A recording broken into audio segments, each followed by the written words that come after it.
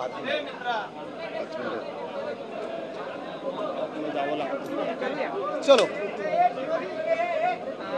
काल एक महत्त्वपूर्ण निर्णय शासनानं तुमच्या आंदोलनानंतर जाहीर केलेला आहे. कुणाचं यश हे मानायचं?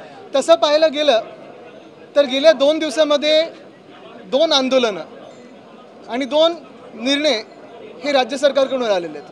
पहिलं आंदोलन आमचा जो इशारा होता की 25 लाख विद्यार्थ्यांसाठी आम्ही रस्त्यावर उतरू, कारण 11वीच्या प्रवेशाचा घोळ जो घातलेला आहे ह्या शालेय शिक्षण खात्याने आणि ऑनलाईन ॲडमिशनच्या पूर्ण जे काही आपण पाहतोय कंपनीनी, लगेचच त्यावेळी पहिली यादी लागली. त्या यादीमध्ये अजूनही घोळ आहे.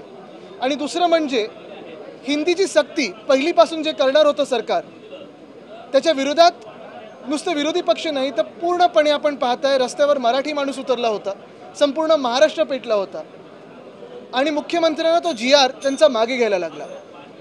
अजूनही आम्ही लेखी त्यांचं जे काही आदेश असतात त्याची वाट पाहत आहोत, कारण ह्यांच्यावर किती विश्वास ठेवायचा हा जनतेला माहिती आहे. तरी देखील कालचा विजय मोठा आहे आणि मराठी माणूस जर एकवटला, महाराष्ट्राची ताकद जर एकत्र आली तर काय चमत्कार घडू शकतो आणि ताकद किती आपली ही दिसते. त्यांच्या सक्तीसमोर महाराष्ट्राची शक्ती जिंकलेली आहे.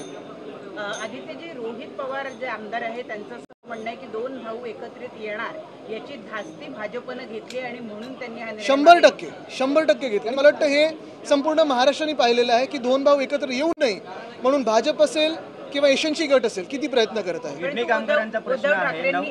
उद्धव ठाकरेंनी निर्णय घेतलेला आहे की जल्लोष करणार आहे ते. आमची राज ठाकरेंनी मात्र अजून जाहीर केलेलं नाहीये की ते या सभेत सहभागी होतील अथवा नाही. तुम्ही आवाहन करा. बघा, एक महत्त्वाची गोष्ट आहे की ही जी एकजूट आहे 5 तारखेला दिसणार होती आणि तीच एकजूट दिसावी. महाराष्ट्राची ताकद काय आहे, शक्ती काय आहे ही आमची खरोखर इच्छा आहे. आणि काल आपण पाहिलं असेल जनता देखील जे सोशल मीडियावर व्यक्त होत आहे ती हेच बोलत आहे की मोर्चा असेल किंवा विजयाचा मोर्चा असेल हे सगळ्यांनी एकत्र येऊन, अर्थात त्याच्यात बनसे देखील आहे आमच्यासोबत, त्यांनी येऊन करावा, कारण महाराष्ट्राची शक्ती ही दिल्लीला दिसली पाहिजे.